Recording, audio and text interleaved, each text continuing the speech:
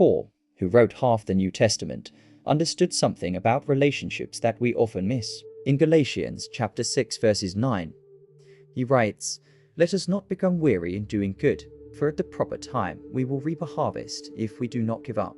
He's talking about the principle of farming. If you want to accomplish something good, including building healthy relationships, you can't give up because it takes time.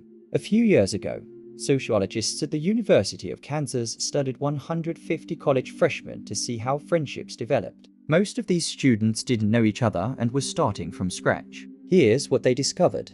It took 40 to 60 hours together to form a casual friendship. It took 80 to 100 hours to transition into a real friendship. And it took more than 200 hours together to become good friends. Now, I'm not encouraging you to turn their numbers into your goals for friendships, but the principle is important. Friendship takes time. Paul reminded us that we'll miss the harvest if we give up when we get weary. The challenge for many of us is that we're never going to college again. We don't have the free time we had when we were 18. But I've discovered that you don't need hundreds of hours of free time. Consider my Wednesday morning coffee group. I'd spent lots of hours together with those guys, but I was still lonely. Why? Because I hadn't been intentional and vulnerable, and neither had they. It didn't take 200 more hours for us to share our biggest burdens. It took one conversation that invited other guys to get more honest too.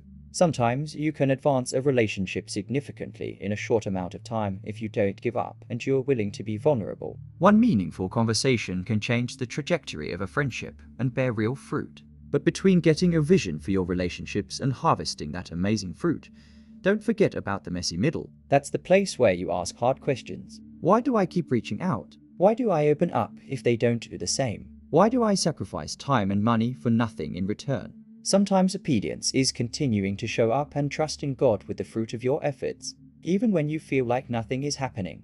I went to that Wednesday morning group so many times thinking, why do I keep coming? We never go beyond the surface, until that one day when I realized we'd never go deeper if I didn't open up first. The group didn't change because I'm some heroic figure. We changed because somebody got honest, another person listened, and the group allowed for a messy conversation week after week. Here's my encouragement for you. Perhaps you have been showing up, but you're tempted to give up. If you give up now, you may give up right before the good stuff happens, the fruit is born, or the breakthrough comes. Remember to think like a farmer, not like your phone. Your phone moves in seconds and milliseconds. When it doesn't work fast, you throw it or yell at it. Farmers move in weeks and months. They plant seeds, water them, tend them, and wait for the harvest. The good news is you can have healthy relationships. The bad news is you won't have them this afternoon. When you don't give up, you can reap an incredible harvest.